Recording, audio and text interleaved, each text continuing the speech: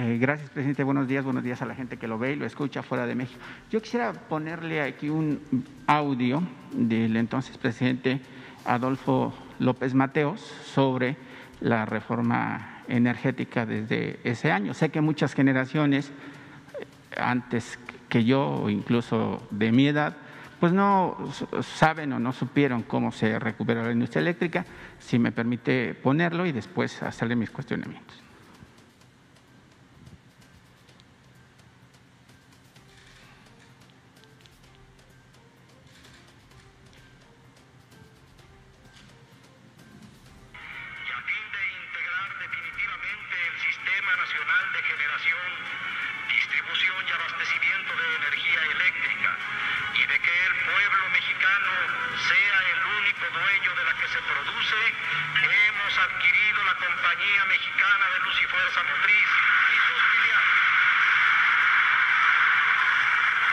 Devuelvo la energía eléctrica, que es de exclusiva propiedad de la nación, pero no se confíen, porque en años futuros algunos malos mexicanos identificados con las peores causas del país intentarán por medios sutiles entregar de nuevo el petróleo y nuestros recursos a inversionistas extranjeros.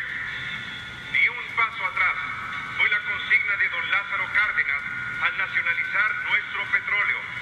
Solo un traidor entrega su país a los extranjeros, Presidente, con respecto a la industria eléctrica que se está manejando ahorita en el Congreso, yo quisiera hacerle una pregunta sobre la opinión del Fondo Monetario Internacional, cuando dice que bueno, el crecimiento de México en este año, a 2 meses y medio de que concluya, será de 6.2%, el próximo año será de 5.2%. Sin embargo, el Fondo Monetario Internacional no todo lo que dice son miel sobre hojuelas. Ahora le está pidiendo a su gobierno, al que usted encabeza, que pues suspenda, es irrisoria la propuesta, que suspenda la construcción de la refinería de Dos Bocas, que el año próximo será inaugurada, y por supuesto también que se le entregue a la iniciativa privada mundial obviamente toda la industria eléctrica. ¿Qué le responde a este organismo que bueno, supervisa a 190 países alrededor de la orbe y que por supuesto por sus aplicaciones financieras ha sometido a la pobreza y al atraso a millones de mexicanos y por supuesto también alrededor del mundo? Pues que no estoy de acuerdo con ellos, respeto sus políticas, no creo en sus políticas, causaron la decadencia económica, social en el mundo. Ellos son responsables de la crisis mundial, los del Fondo Monetario Internacional y otros organismos financieros internacionales. Pero también en abono a estos organismos, la mayor responsabilidad recae en los gobiernos neoliberales que se sometieron a esas políticas.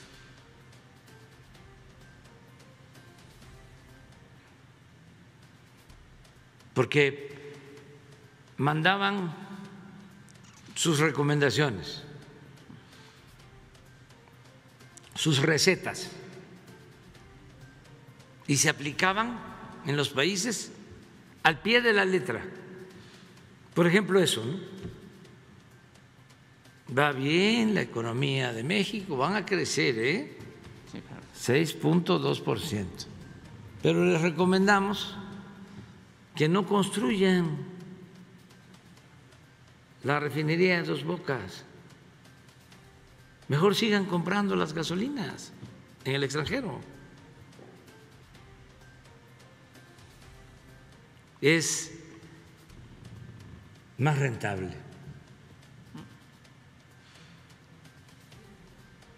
¿O qué otra cosa recomiendan? Que se suspenda la refinería de Dos Bocas, que es obviamente descabellado y yo creo que usted no lo va a aceptar, y que le entreguemos la industria eléctrica sí. a los buitres de sí. del mundo. Pues eso es lo mismo, ¿no? O sea, entrégale a Iberdrola, ¿sí?, ya el monopolio completo de la industria eléctrica, porque esa es la libertad de mercado, entendida como la libertad del zorro en el gallinero.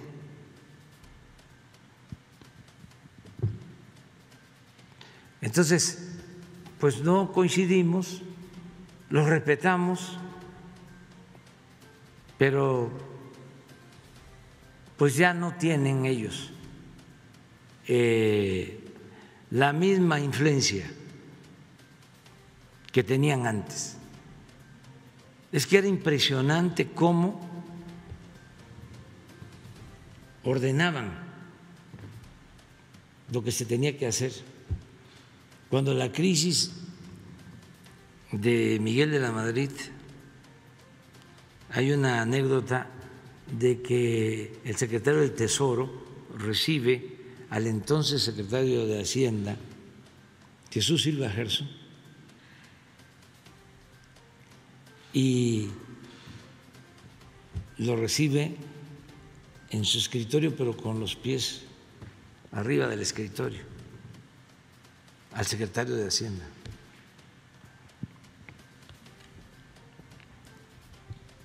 Y tienen que entregar petróleo por anticipado, se hipoteca el petróleo.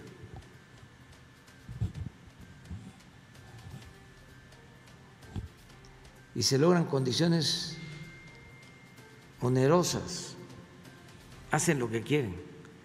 Y creo que fue Reagan, porque está en la memoria del que era director, sus memorias del Tesoro, que le dijo Reagan,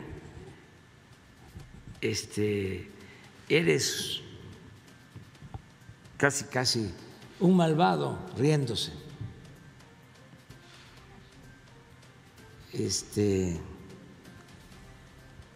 Aplastaste a los mexicanos. Y ja.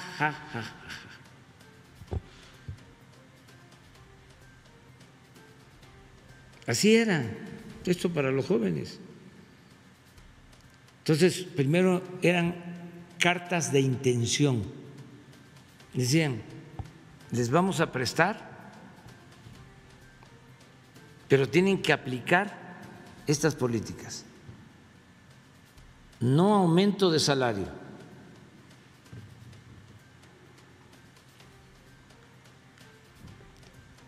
incremento del costo de los servicios públicos.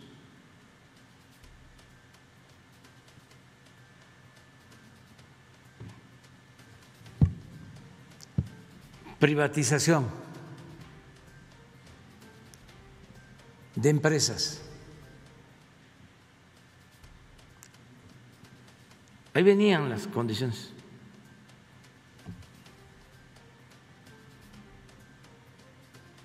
En las llamadas cartas de intención.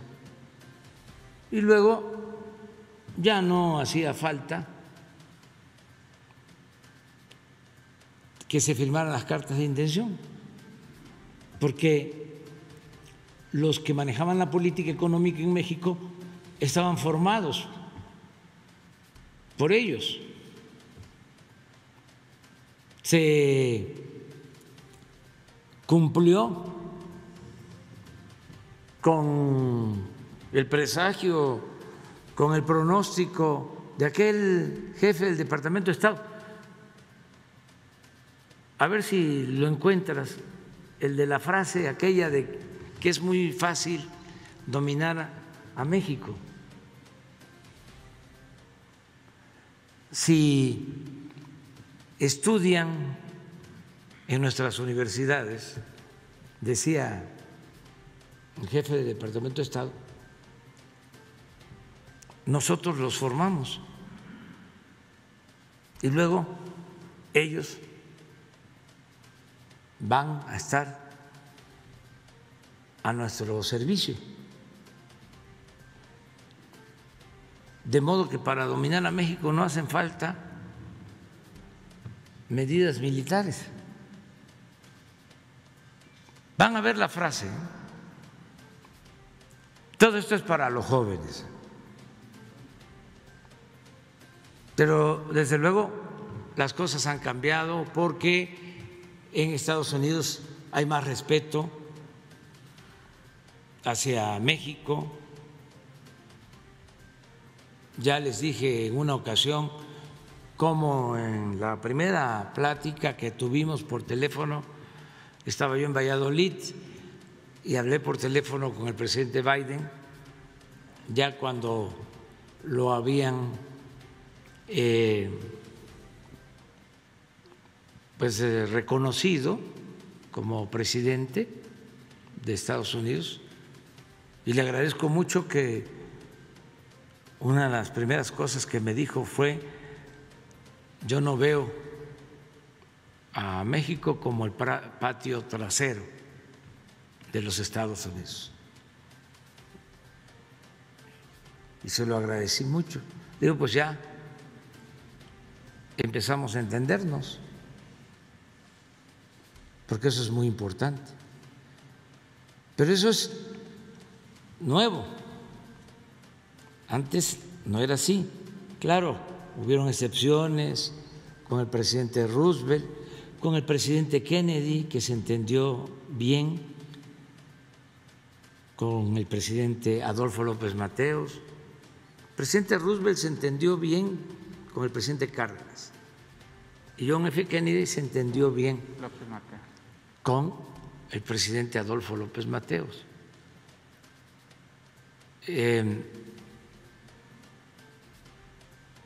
Pero ya no son esos tiempos.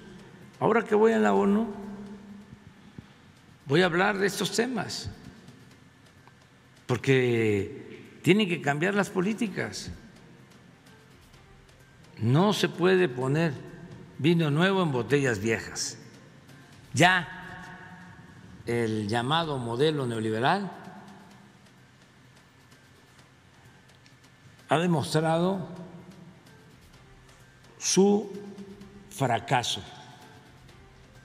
No es alternativa, no es opción. Lo que hizo fue profundizar más las desigualdades sociales en el mundo y alentar la violencia, la migración, la destrucción del planeta. Todo eso fue lo que produjo el modelo neoliberal. De modo que ya hay que cambiarlo. Ya tienen el texto. A ver. Nada más que no sé. Bueno.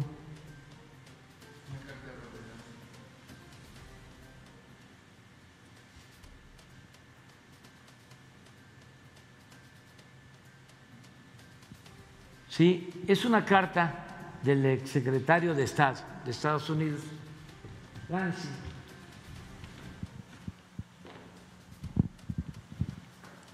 dirigida a William Randolph, de los periódicos, sí, en relación a la campaña de su cadena de periódicos. Es muy famoso el señor William Randolph.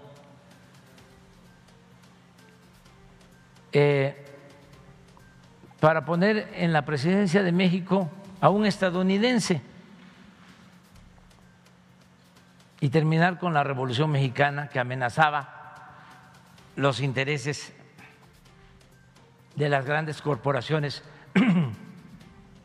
norteamericanas, principalmente petroleras. Miren lo que dice el ex secretario de Estado. México es un país extraordinariamente fácil de dominar, porque basta con controlar a un solo hombre, el presidente.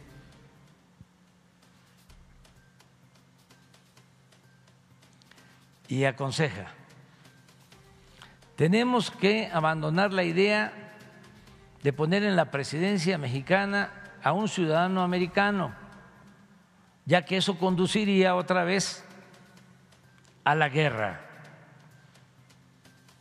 La solución necesita de más tiempo. Debemos abrirle a los jóvenes mexicanos ambiciosos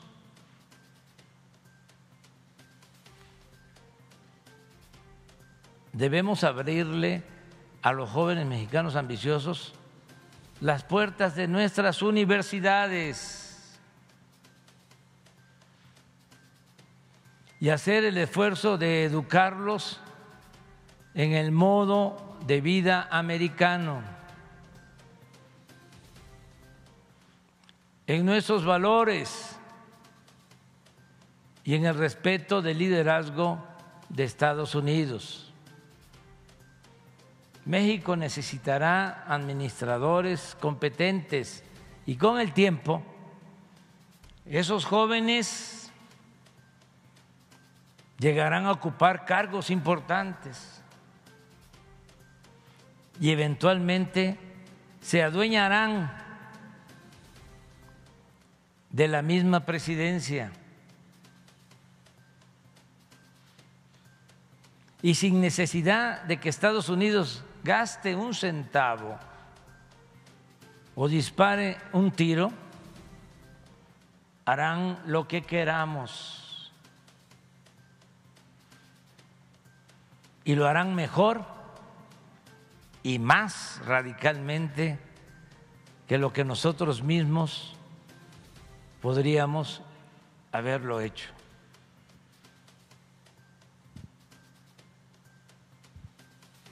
¿De qué año es esto?